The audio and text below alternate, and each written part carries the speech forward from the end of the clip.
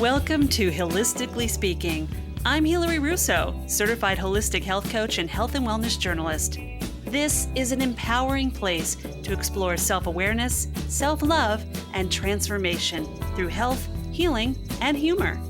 By sharing life-changing experiences, knowledge, and guests with varied expertise, we'll explore who we are, how we got that way, and what it takes to be a happy and healthy grown-up.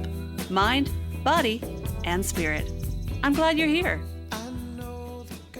Welcome. What's new and good, my friends? I have something for you to think about today.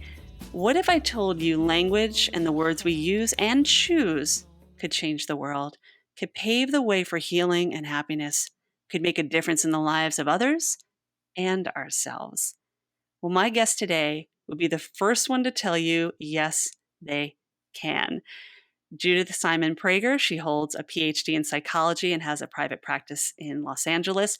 And I have had the pleasure of being in the room 3 times now with her when she has shared her powerful message. And each time I feel like I have the kindest, most thoughtful person watching over me. She is co-author of The Worst Is Over, What to Say When Every Moment Counts. She speaks around the world and across the U.S. about verbal first aid and the power of the right words to calm, relieve pain, promote healing, and even save lives. And right now, verbal first aid is the medicine we truly need more than ever. Judith, thank you for being here. The floor is yours to share. I couldn't be more honored to share it with you. Well, thank you, Hilary. It's just a pleasure to be here, and thank you for that introduction. Yes, it's true. We absolutely have shown, and I have letters from medical people, letters from firefighters, letters from school organizations telling us that when they use verbal first aid, things change. Verbal first aid is a way of speaking that can, as you said, help people calm. It can help relieve pain in the moment. It can promote healing. And the way it saves lives, first of all, is what you say at the scene of a crisis or an emergency, a time of fear, actually changes the chemicals that go through a person's body. I remember talking to first responders where they say, if you say to someone you're picking up who has just fallen off the roof, oh, buddy, you really messed yourself up. Or if you say to someone, you say to your fellow EMT, don't move him because he might get paralyzed, he might have broken his back. All of those go right into the unconscious mind. When we are in fear, as well, you know, Hilary, our brain is hijacked. Our logical brain is hijacked by our primitive brain, by the survival brain, by the limbic system, by the amygdala. And what happens is we get this message that this is a scary thing, and that turns into, and this is what trauma is all about, that says, anything that reminds me of this moment can be triggered, and that's what a trauma is.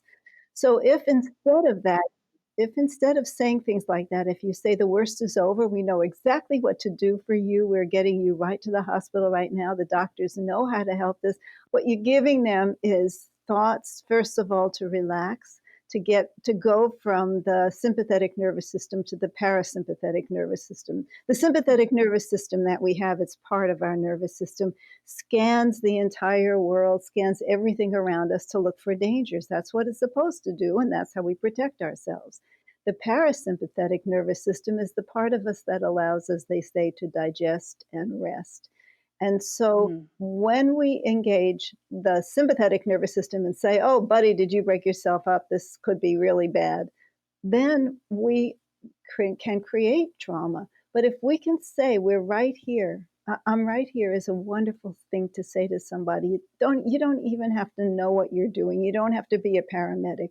If somebody's injured and you say, I'm right here, it means they don't have to figure it out for themselves. They've just been in a fire. They've just fallen off the roof. They've just done something awful to themselves. And they think, oh my God, what's going to happen to me? I'll never be able to blah, blah, blah. And the whole fear comes in. And then if you say, I'm right here, they can turn that over to you because you know if somebody else knows about it. And now we can start getting it fixed. That's what the worst is over is about. When the worst is over, when you've already done the damage, Then we start putting it back together again. And that whole belief Mm. allows different chemicals instead of adrenaline and cortisol, which go through our body and make us. I mean, we all know adrenaline and cortisol is a good thing because it makes us be able to run away from a saber-toothed tiger, but it doesn't help in the healing. So if there's a way that we can say words that allow the other chemicals that come that allow us to calm, then we can begin healing right on the spot. And we also don't have Mm. to think of this as a trauma. And I love to give you a quick example of a wonderful way that I saw it happen. There was a firefighter up in Northern California, and Mhm. he called me one day and he said, "My mother gave you my book, gave me your book." He said, "And I hadn't had a chance to read it, but I should have listened to my mother because she's the one who told me to marry my wife, and she was right about that." He said. I should have listened to her. But anyway, last night I couldn't sleep, he told me. So I picked up the book and read 3 or 4 chapters in it and fell asleep. And this morning I was called to a car crash. And there was a Mm. mother and a young girl, a 6-year-old girl in the car. And they weren't terribly injured, but the mother was we were capable of retrieving the mother, getting her out of the car because of the way that the car was hit. But the little girl was stuck in the car because her side of the car had been smashed in the accident. And she was crying very vociferously. She was not badly hurt, but she was so frightened. He said, and ordinarily I would have been screaming, "Get the jaws of life." The jaws of life are how they pry open the door of a car when it's. Mhm. He said, but I remembered verbal first aid. So I reached in through the window where I could and I touched her little knee and I said, "I'm a daddy like your daddy. And I Mm. have a little girl just like you. And I'm going to take care of you as if you were my little girl." Oh, He said, everything that's got really quiet. moving. I know. Everything got quiet. That I mean, I felt that. Yes, isn't it something? And it was what, 2 sentences? He Yeah. said everything got quiet and she, it went beautifully. "Verbal first aid is great," I said to him, "but you don't even know how you affected the future." Because when she looks back Mm. at this time, it doesn't seem like the worst thing that ever happened to her. Like she was in an accident and it was terrifying. It seems to her like a time of rescue and maybe even a time of her own courage as she waited for you to get her. So it changed it from a potential trauma to a time of calm that doesn't have to become traumatic memory in her future. What a beautiful story. And it reminds me of another one that was in your book about the little girl who fell near the pool. And not to give it all away, but just the language that was used when, and a lot of times it seems when traumatic situations happen, these crises happen, sometimes a parent gets a little frantic, Mhm, and that does stay with the child, even mhm, if it's just an accident. mhm, So in that moment, that child was given the gift of love and mhm, first aid verbally as well as physically, and hopefully it'll just be like, yeah, I went through this thing and it's mhm, not as heavy as. mhm. So, as I think your book was called The Bible of Crisis Communication, it's a Yeah, perfect example when you gave this book to this woman who gave it to her son who's a firefighter, and he was able to use it in that moment and hopefully going forward, right? that's right, that's right. Then because you Yeah. always think, be careful what you say. Because the reason Yeah. is that when your brain is hijacked, when you're frightened and your brain is hijacked that way, that everything you're in a trance, you're in an altered state. Mhm. Just think about when you're in an emergency, you're not thinking straight. Your brain is not working Mhm. the way it does in everyday beta wavelength.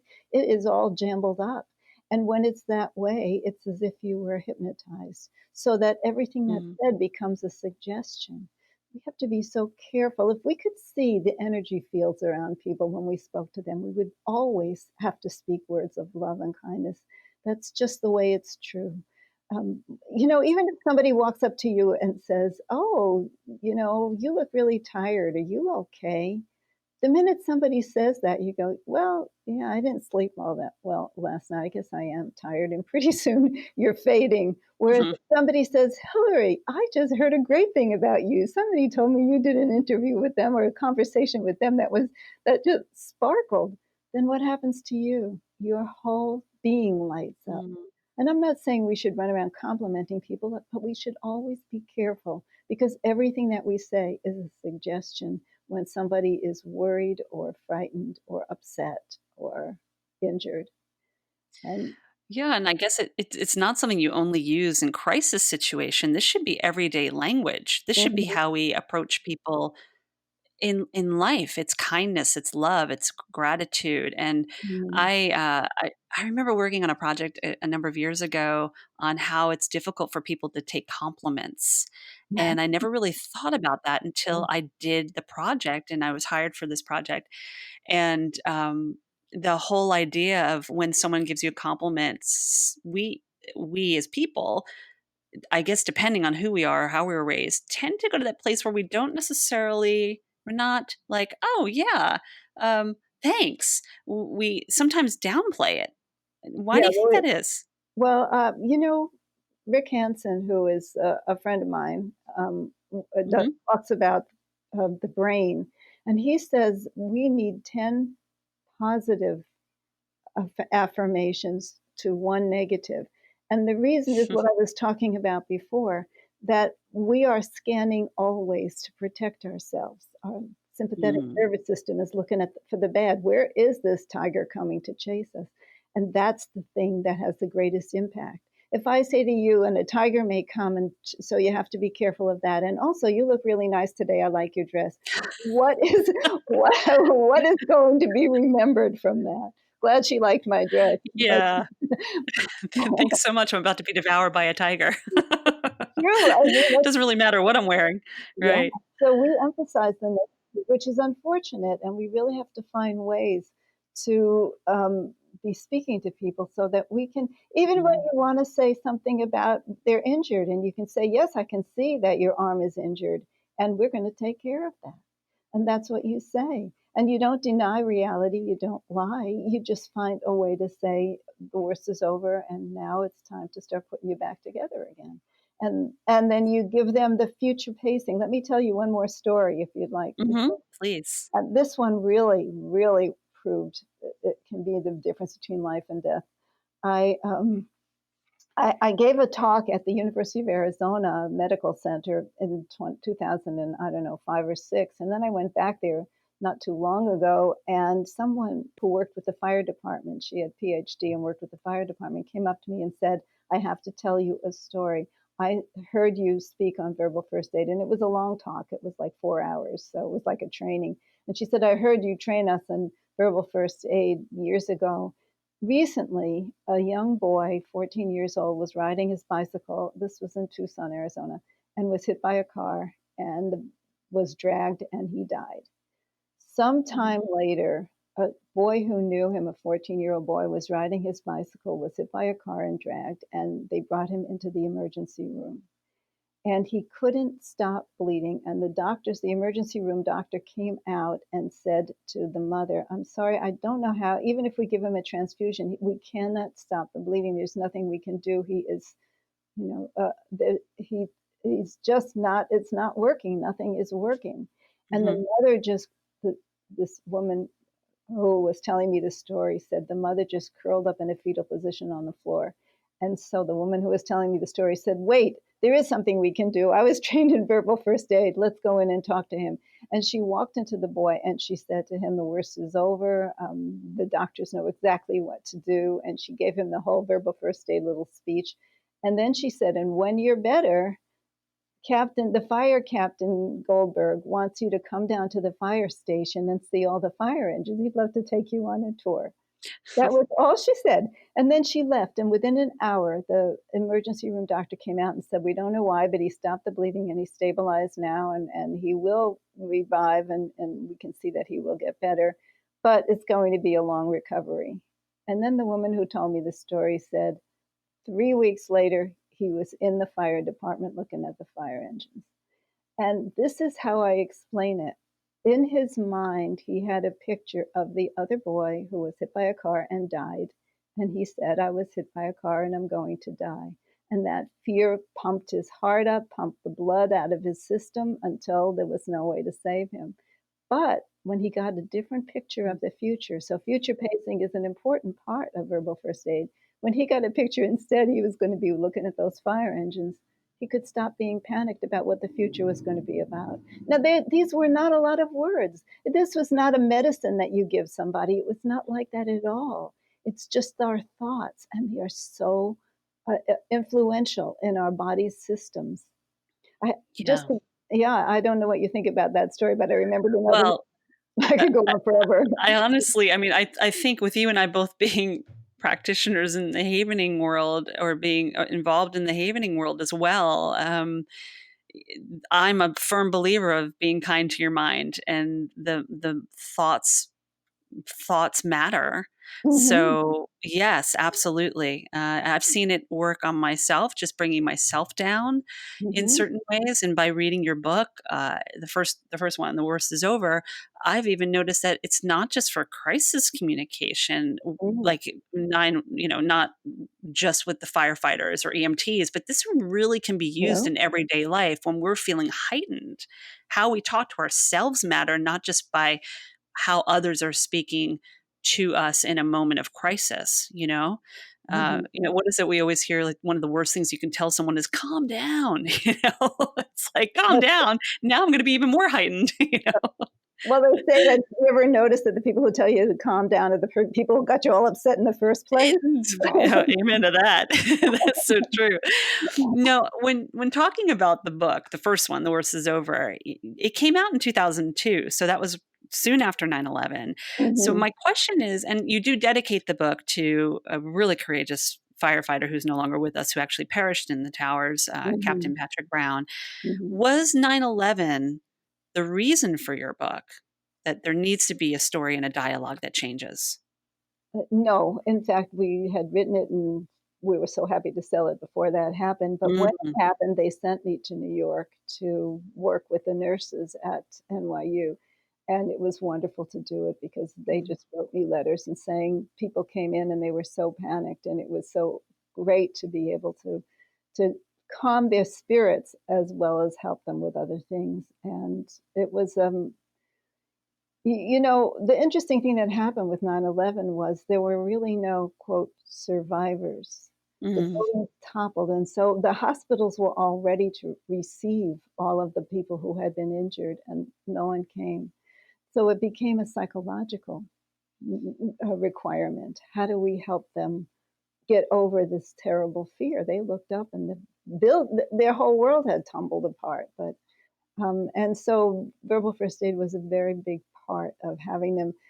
The man I worked with who was in charge of trauma said that what in a crazy making situation, you're not crazy to feel crazy.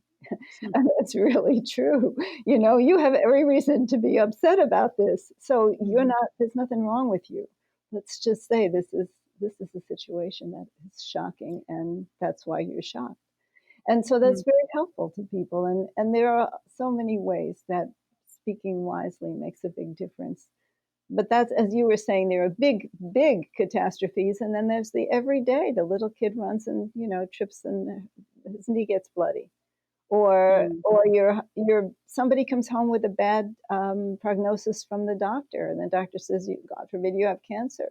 So how do you talk to that person so that it's not a trauma, so that it's just, and what did the doctor say, and what are they going to do, and do they have a protocol, and how good is that? Yeah, so that you'll do that. That's what you're going to do, and a lot of people do that, and very often doctors will even say what the percentage is. Like this many percent of people who have this get over it, and so we're counting on you for that, and mhm. that's great. How would you address, with what we're going through right now in our country and the world, with the pandemic and just the unrest from so many different things that are occurring in the present day?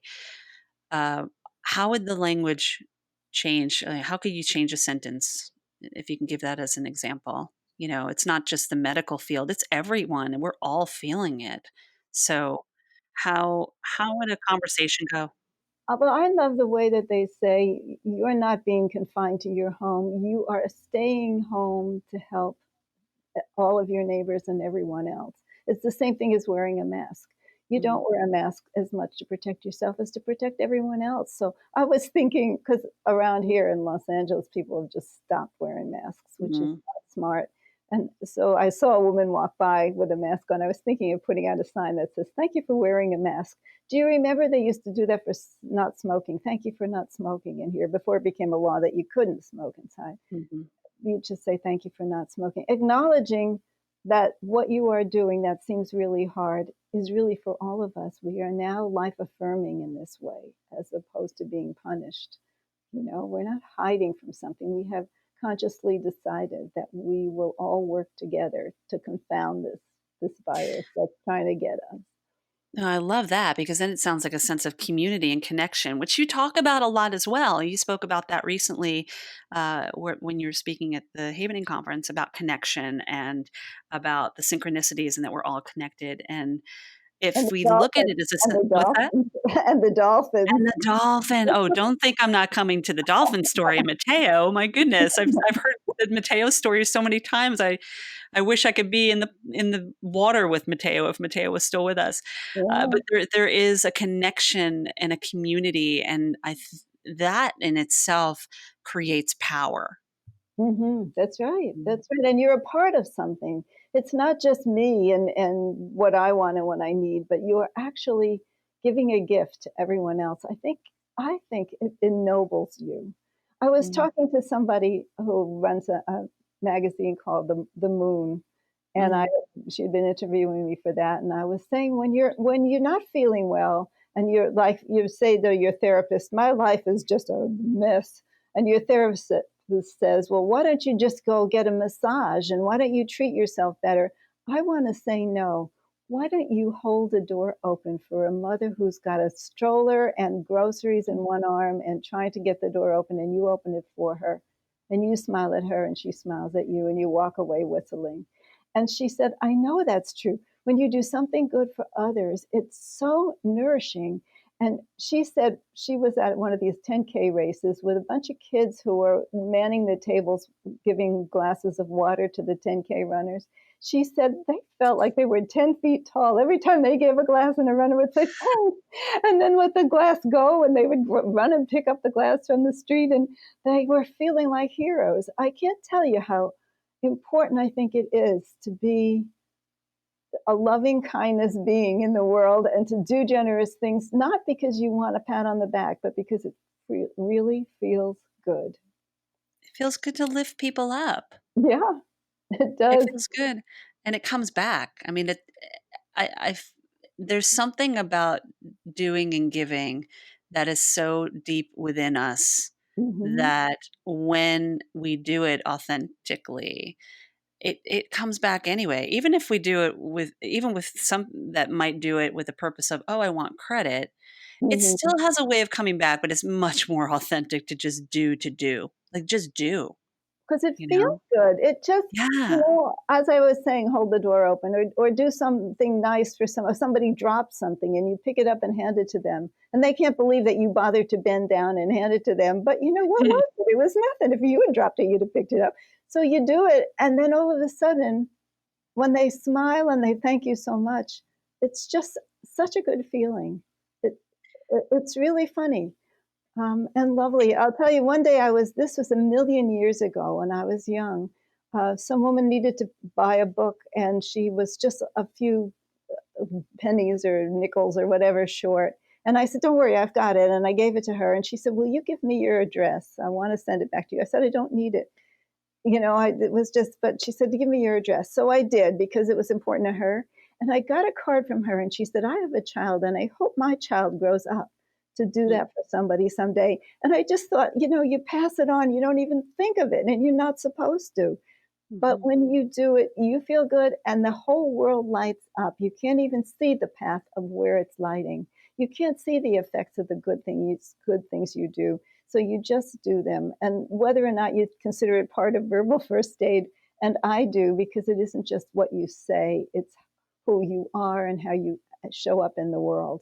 And when you are the kind of person that supports other people, and the reason this came up, Hilary, is because you were asking me, what do you say to people who don't like being confined and don't like having to wear masks? You say, do it for somebody else you see, you might feel really good. We're doing it for each other. Yeah, and there's a lot going on right now too. I mean, we're seeing a lot of upset in a lot of different areas. It's not just the pandemic itself. So there's a lot of information overload, and it does have a tendency to take control of your mind if you don't have the tools to bring yourself down, you know, because we're just getting it from so many different areas, whether it's social media or just people's opinions and views, the news, I mean, everything. So I think Ooh, it's there's a a lot chance of to negative energy all over the there place. is a lot of negative energy. So it really falls upon us personally to be our own, as I call it, defensive thriver, meaning that we're like in defensive driving, you are your own, you're in charge of your vehicle. You can't Mhm, control what's around you. So to mhm, be that defensive thriver, you really need to take control of your vehicle, which is the person, and the mind, which is the wheel.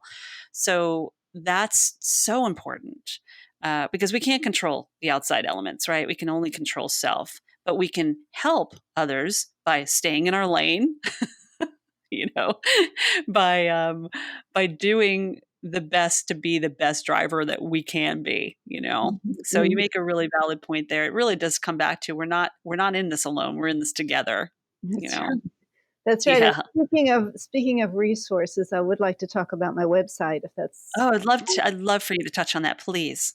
so I was sitting at home, as we all were, thinking, "How can I help?" And I wasn't in a position at this time to go out Mhm. into the world, for a number of personal reasons, so I thought, "What can I do sitting here that helps the world?" And then I remembered I have friends in the Havening community and friends in the healing community. And I thought, what if I asked each of them to contribute something like 3-minute video or some writing or something that would help people to calm, that would help people to, when they're anxious, that would help people with their children, when they're home stuck in with children. How can children pick up the fears of the adults and then they can't sleep at night and they have a monster under the bed. Now, wait a second, what is that? And what do we do about it?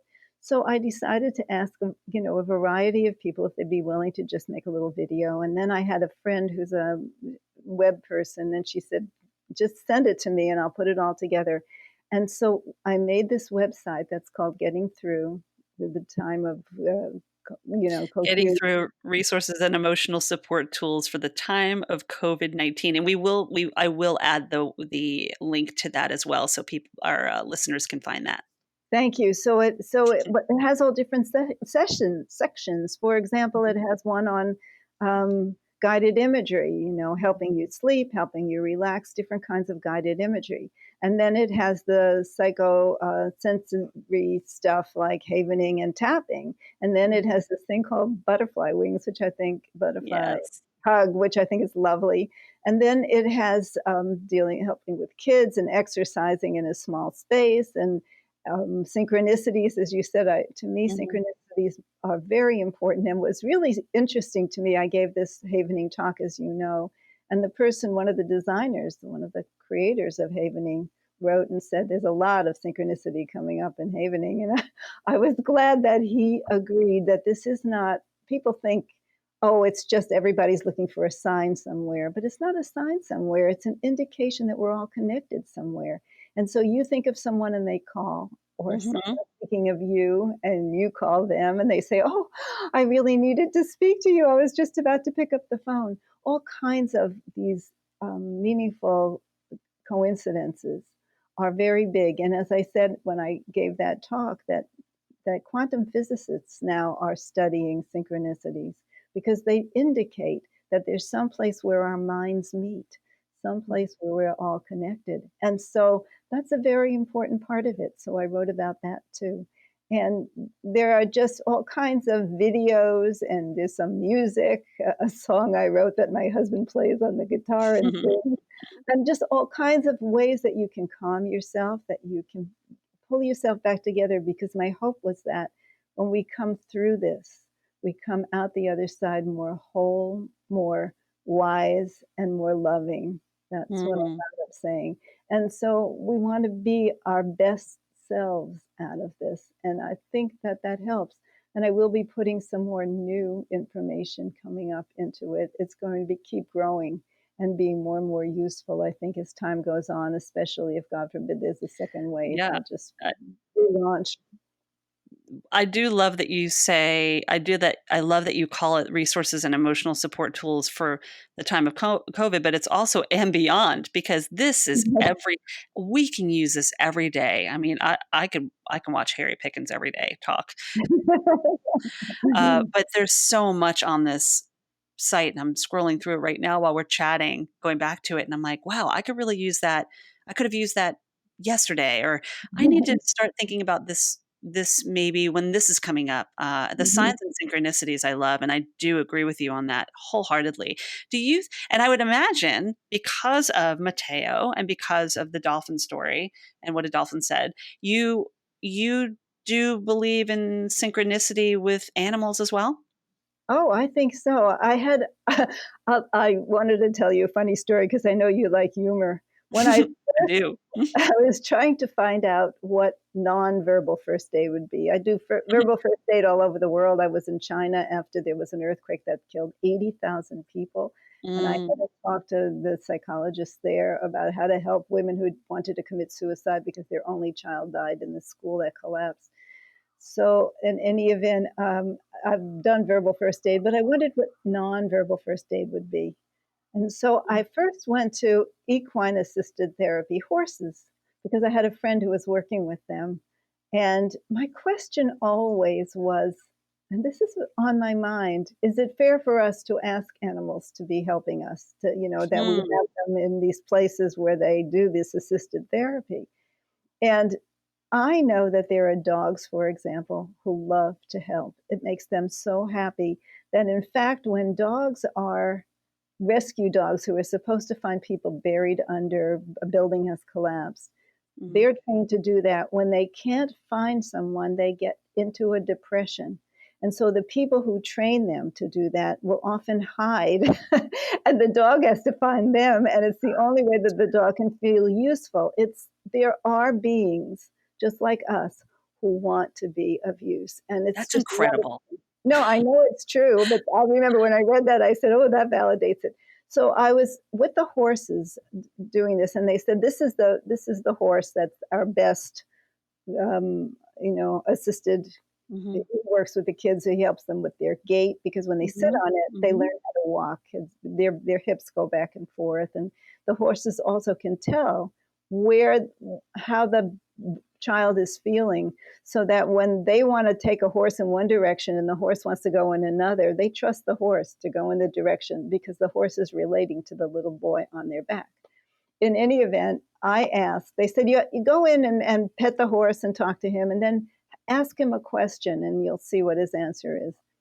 So I go in, I'm very impatient. So rather than having a long rapport with him, which is really important in verbal first aid, I didn't bother with rapport. I just said, I just need to know, is it all right if we ask you to help us? Is it fair to ask animals to help us?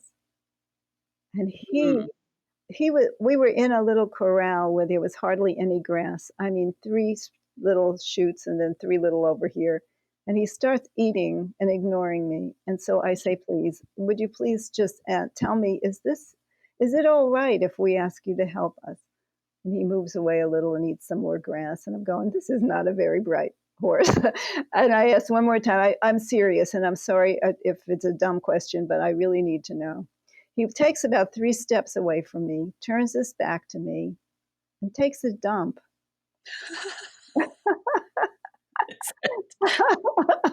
And that was his answer. Like, what? Mm. That is the stupidest question I ever heard. I'm not even paying attention to you. So it was really interesting by the time I got to Let's just hope humans don't start doing that. well, don't ask a stupid question, I guess. Right. But in any event, then when I got to the dolphins, I went to the dolphins, and I rode to 2 places to try to get to see dolphins. And as I've mentioned, and you know this, I'm not a swimmer. I had Mhm. never even seen a live dolphin before. This calling, and I talk often, and it's what I was talking about in my last talk. Sometimes we get a calling of what we're supposed to be doing, and we can't avoid it, and we're not supposed to fight it, but we're supposed to not push it. Just watch the breadcrumbs, follow the breadcrumbs, watch and see where it leads you. And so without even thinking about it, I bumped into a relative, and she said she lives in Hawaii, and there are dolphins there. And I said, oh, I really want to talk to the dolphins about nonverbal first aid. And she said, well, come visit me. And I called the place near her and told them what I wanted. And they said, you want my research center.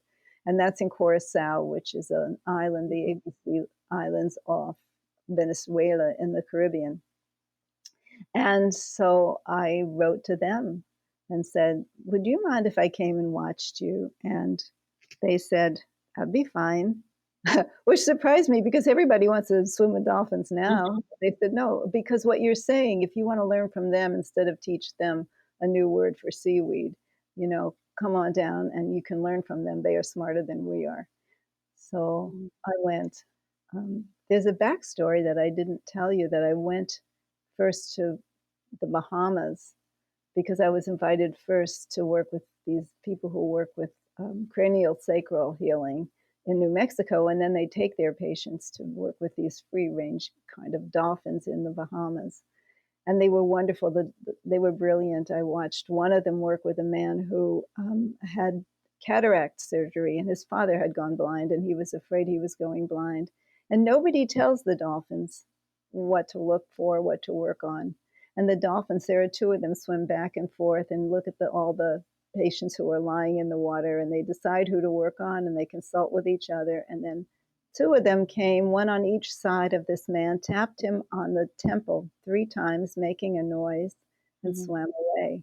The next morning, when everyone was talking about what had happened, he said, I woke up this morning and my peripheral vision was wide open. I could see out of both sides. Everything had changed about my vision. And it was quite wonderful. So I was excited, but I didn't get in the water with them because I wasn't invited to. I was just an observer. But at the end, they said, you can get a dolphin hug. So climb on down into the water and go to get a dolphin hug. And I was so excited because I'd never been close to a dolphin.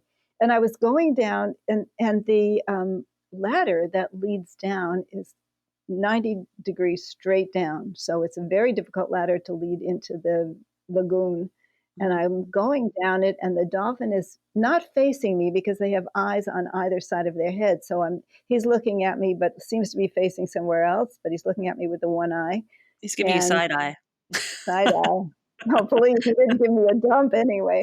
But and I'm going down and I'm singing this song that relates to Kuan Yin that I always love. Open my heart, open my heart, open my heart. And I'm singing this song as I'm going down, and all of a sudden I get this sharp pain in my chest. And I vibrate, and I almost lose my balance, and I go anyway because I wanted this hug more than anything. So I swim with one hand, the other hand holding over my chest, and he comes to me, and I hug him, and he opens his mouth. I have a video of it. He opens his mouth and says something which I didn't know, and disappears. And another dolphin came too, and they both swam away. And I have this video because they take a video of everybody hugging the dolphin. Mhm. Anyway, I get home and I'm still in terrible pain, and I go to my physical therapist, and he says, oh, you pulled your intercostal, blah, blah, whatever. He says it hurts when you sneeze, yes, and when you cough, yes, and when you burp, yes, and when you breathe, yes. And he goes, don't do any of that. So that was his advice. So I went to Nonverbal first aid. no. So I went to an acupuncturist who's kind of Mhm. spiritual, and as I walk in, she says, what'd you do to your heart chakra? Mm. So there it was. S Mhm. and when it had happened, one of the other therapists who was watching me go down the steps said, "What just happened?" And I said, "I don't know, but I got a pain in my heart." She said, "Well, I saw it, and it wasn't pretty." So that was confirmed. Something actually happened. So by Mm. the time I got to Curacao and I met Mateo, who is my soulmate dolphin, he looked at me, and I really felt like there was a brand on my heart that said, "Dolphins have been here." So Mm. he went back and forth. I have a video of him 20 minutes back and forth, one eye and the other eye would not leave me. I was standing on a bridge, would not leave me. Wow. And he and I connected so profoundly, and I watched him work with children. And I've reported how beautifully he worked with Marco, who was the head physical therapist. Mhm. They worked so beautifully together that Marco said he is the superior partner, and I will listen to any direction he wants to give. So if Marco says, directs Matteo to swim, to push the boy around the lagoon by his foot, and instead Matteo pushes him by his shoulder, it's fine with Marco because he knows something I don't know. When Marco got out of the water, he asked the mother about that particular incident. And the mother said, "Oh, I forgot to tell you, my son had an operation on his foot 6 months ago." Hmm. Matteo can see it. They can see into our bodies. They think it's really funny when people have metal in their hip or whatever. They can tell a pregnant woman. They love pregnant women. They can see right through it. They have echolocation. They send out a message, a sound, and it seems to come back both a sound and a picture. That's what some people are speculating, because their visual and their oral nerves are connected. So they may actually get something that looks like an ultrasound when they send out a beam of sound. We don't know for sure, but they have 3 lobes instead of 2, and their brains are way. An acoustic lens in the front, that big thing in the front that looks like their big brain, is actually an acoustic lens, which we think can see. In any event, they're totally brilliant. So Matteo and I bonded, and I watched him do all kinds of wonderful things and be telepathic with the kids who say they knew it, the children who couldn't speak, who were aphasic, who couldn't speak but could work on a computer. One of them wrote, "Now I can see that. Now I know that dolphins can read our minds," because he said to Marco, he wrote in this computer, you wanted him to take me around the pool, but I wanted him to stop everything and give me a hug. And he gave me a hug. So now I know he can know what we're thinking and do for us what we need. And he said, "Why is it that people can't do it?" That's why I gave this talk. I really think we can if we tune in, and there are many ways we can. But certainly, even verbal first aid allows us to get closer to connecting with the emotional being that we're talking to, instead of dismissing it. "Oh, you're all right. You'll be all right. Don't worry about it." That's not verbal first aid. That's just dismissing the person. Yeah, it So sounds dismissive. yes. Yeah, it's not even just So the words are dismissive, it sounds dismissive. that's right. You And know? when parents do it, they usually do it with little boys, because they don't want little boys to Mhm, cry about everything. So they, say, "Oh, it's nothing. Don't worry. That it's probably mhm. fine." What happens is the boys grow up to dismiss themselves in a way, and that's not good either. Mm. Interesting. I actually just finished the series, I Know This Much Is True, which is based on the book by Wally Lamb, the Wally Mhm. Lamb's book. I don't know if you saw it. It was on HBO, but an incredible story about 2 twins, set of twins, and one is paranoid schizophrenic, and the other one is not. But the one that's not finds that he's taken care of his brother his entire life, and they were emotionally abused, uh, possibly even sexually abused. And there's so much behind the language, and I've been so in tune to listening to language and how Mm. words are used. And it wasn't just a couple. It wasn't just a series of being entertained. It was really a lesson in language, you Mhm. know, Mhm. especially when you're dealing with anyone that might need additional assistance, you know? Right. So there's much to be said about the language and the connection, and, I do understand the horsemanship as well. I've never had a horse do that to me, but I actually do.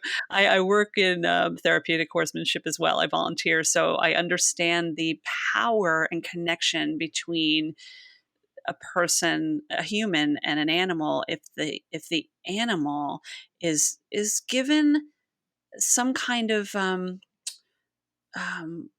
openness to Mhm. maybe it's not asking them, "Are you okay with this?" but rather thanking them.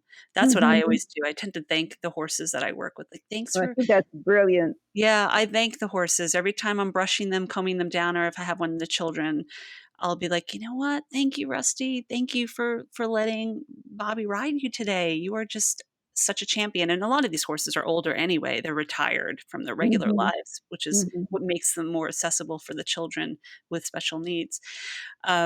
So that is a way that I kind of changed my language, instead of asking, rather than, I thank them instead. But with the amount of times I've been around dolphins, which has not been a lot, every time I've been around them, there's such a connection. And I Mhm. wonder if, I wonder if there was more of that and more love and kindness towards animals, because they're so they're so simple in what they want to offer, you know? That's right, that's Um, right. and I am reading a pretty incredible book right now called Animal Speaks by Ted Andrews, which Mhm, talks about finding your spirit animal. mhm. And it's incredible because I don't know if we really truly understand the capacity of living together with animals, if we really give ourselves a chance to listen, you know? That's right, you're absolutely right, and it's always listening. When I talk about Mhm, verbal first aid, it's true mhm, too, that when, you're in a therapeutic situation with someone, presence and listening is healing. One mhm, time I was with a woman and we were just talking. It was a therapeutic suggestion period, and she was just talking, nothing emotional. And all of a sudden, she started to cry. mm, And I said to her, "What's going on?" And she said, "You're really listening." And I thought to myself, that's heartbreaking. Is that, I mean, first of all, that's what she pays me to do. And second of all, is this such a strange event in her life? And then I thought about how we like to multitask, how all of us think we could be on the computer, we could be eating lunch, we could be talking on the phone, we could be waving to somebody. And everybody who is connected with us at that time knows they're just getting a very small portion of us. mhm, And how honoring it is when you say, the only important thing right at this moment is for me to hear you. It's mhm. gigantic. It is healing all by itself. Hmm, that's Sometimes there beautiful. aren't any words. Sometimes there really aren't any words. You just I'll tell you, do you remember there was a congresswoman shot at she was giving a Yep, talk, Gabrielle Givens. yep, out of She was Arizona. Mhm, yeah, she was giving a talk at a mall outside, and some guy came and shot her in the head. Well, she had an assistant. He'd only been working with her for about 3 weeks or 3 months. It was not a long time, and he had no medical training at all. And he sat down beside her as they were waiting for the emergency rescue people, and he held her hand. That's what he did. He held her hand. And she, finally, I have a picture that I use because I talk about that, where they're taking her on the stretcher to the ambulance, and he's still holding on. And he said, I wanted her to know that there's somebody here, that there's somebody here for her. And I was thinking, that is exactly what we're talking about. Whether you can say, we'll take care of you in the hospital, which is a great thing to say, or whatever, but the sense that she didn't have to figure out, what am I going to do? I've just been shot in the brain. I think my life is over. But somebody knows, so it's being taken care of. It's not my job anymore, so I can start my own inner healing by relaxing. It made such a difference. I thought, there's a guy who knows nothing about verbal first aid or EMT work or anything, just would not let go of her hand. And I thought, that is so kind and it's so helpful. He couldn't even know that. Never got a chance to tell him that, but I often put that in my slideshow because I think it's just the way to be, to be there for someone in any capacity that you can. Well, aren't we all born with the gift? It's just some just don't know any way other than being, Yeah, that's all right? right. Just be Just there, just be. be. Yes, that's right. Then what do they say? We're not human with yeah, we're human beings, not human doings. Yeah, that makes a lot of sense. And just the power of storytelling too. You talk about that in the healing zone. Just Mhm. the storytelling's important. The humor can be important. I think you just have to kind of read the room in a way. Some people might be more in alignment with humor in the story when crisis Mhm. happens, where some people might be like, let's find where's a lovely place you'd love to be that brings you joy, Mhm. so it's really in the moment you have. And yes, in crisis situation you have very few moments.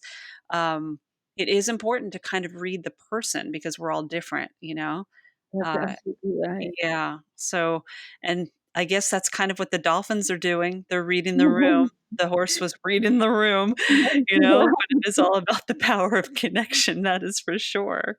Yeah. And when Mateo died, which he did Mm, shortly thereafter, after I left, I was just distraught, and then all of a sudden I started writing the book, What the Dolphins Said, and I think without saying that I was channeling, because I don't know that and I don't even know what that is exactly, but I do know that right before I left, he stood up on his tail and started talking to me with the squeaks and the sounds and everything. And I said to him, and I have a video of this too. I said, "I'm sorry, I'm too stupid. I don't understand." And he didn't care. He was saying, "You'll get it. You don't worry. You don't have to know it now. You'll get it." And then when I started writing the book, it just kind of flowed through me. But the other, and so there is a book, What the Dolphin Said, but it's also a story about a therapist, and that's me, but it's a Mhm. story Mhm. trying to find an answer to what nonverbal first aid is, and he taught us that. And the whole reason that I wrote the book in the end was that because dolphins understand that we're all in this together, that we're all interconnected. It's why they beach themselves sometimes when one of them does. It's why the scientists will say, the marine scientists will say, dolphins are altruistic, but we don't know why. They will rescue us from sharks, they will rescue us from drowning, and they don't expect anything, they just swim away. But Matteo says, it's because we know we're all in this together. And how can you do less? How can you do less? He said. And so there it is. It brings me back, and I wasn't going to bring this up, but because you're focusing on that, it brings me back to 2017. I was in Maui, and my brother lived there for years, and we had gone back from my nephew's wedding. And one day when we had off, we had gone out to one of the big lava pools that mainly the locals know about, but has become one of those places where even the tourists know. And it can be very dangerous because the waves crash over into the lava pools. And we had witnessed a traumatic situation that happened there where some folks were with their back to the ocean, and the wave came over and pulled them out, pulled Mm-hmm. two of the men out, and then the women were toppled forward. So we went into action. And my brother, having a lot of background in working with trauma, knew just what to do, and ran in Mm-hmm. there, picked the girls up, lifted her up to the place where there was safety, and my niece and I were left to kind of talk to the other girl because a gentleman was lost in the water. He was never found. But there Mm-hmm. was another man that stayed out there for 45 minutes. And if you know anything about those kind of waters, especially in wintertime in Maui, the turbulence is quite severe, and he could have been crashed against a rock. Mm-hmm. But we kept just letting him know, like, "You're doing great. Amazing. Look how amazing of a swimmer you are," like yelling out to him Mm-hmm. instead of "Stay away from the rocks," because that's a whole Mm-hmm. different conversation. That's So right. listening to it now, knowing more about the verbal first aid app, myself and my 20-something-year-old niece were practicing it and not even realizing it, you know? Well, it is intuitive, and if you're tuned in to somebody else, of course you're going to do the right thing. This is just to let people know that there is Yeah, a protocol if you want to follow it. But yes, but it you did right. but it also goes back to the fact that that gentleman survived in that water for 45 minutes while his partner, did not, and Mhm. those are shark-infested waters. Oh So my god. thought but it's also dolphin-infested. So there's Mhm. a part of me, and I remember thinking back then, I'm like, "I wonder if the dolphins are around," Mhm. Mhm. because they're protectors too. That's right. You That's know? So, I hope, and I don't know the story, I don't know what happened to him after he was airlifted because we never saw him after that. I hope that there was a force field of protection around him, mhm. because he survived it, and, it has a story to tell, and as you know, the storytelling is just as important as the story itself. That's So, right. because the Yeah. worst is over, right? The worst is over. So in closing, I do want to give you a moment, if you would be so kind. I'd love for you to share a couple kind words to leave our listeners with today, because you're definitely a woman with words. If you were to leave holistically speaking listeners with anything, what would it be, Judith? We've had a chance to talk about how when you do something good, it feels good. We've had a chance to talk about how if you could see the effect of your words on other people, you would have to speak only love. And I think the most important thing for us to remember all the time, is that everything that you say, everything that you think is real. Words and thoughts are things.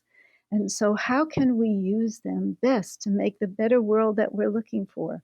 I really hope that this period that we're going through now, that there's a reason for it, a larger reason, not to be too woo-woo about it, but I like to think that maybe all this is conspiring. First of all, it's helping nature. The skies are getting clearer because we're not flying. All kinds of things are, animals are coming back.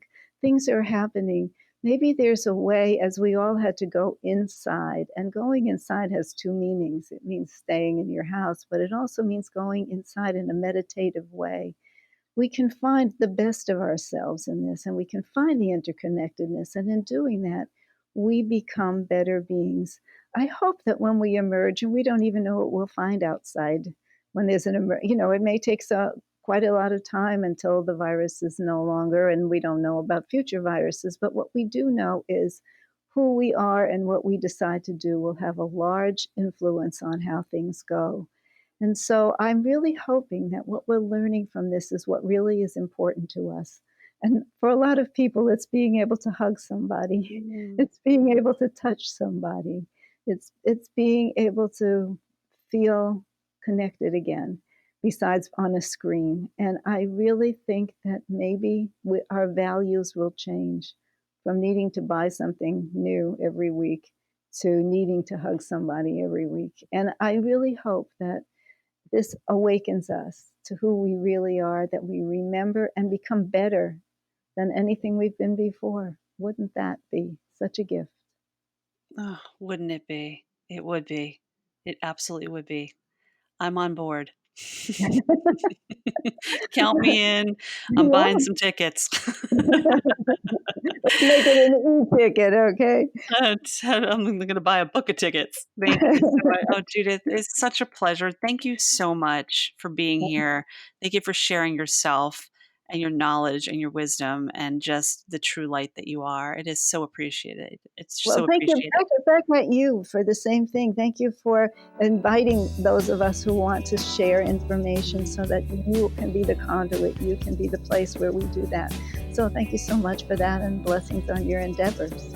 Thank you. And thank you for listening to HIListically Speaking. The show is produced and edited by Alan Seals, music by Lipbone Redding. I look forward to continuing the conversation in connection with words of love and kindness. Until next time, stay happy, stay healthy, and keep telling your stories. And of course, don't forget to laugh. Be well.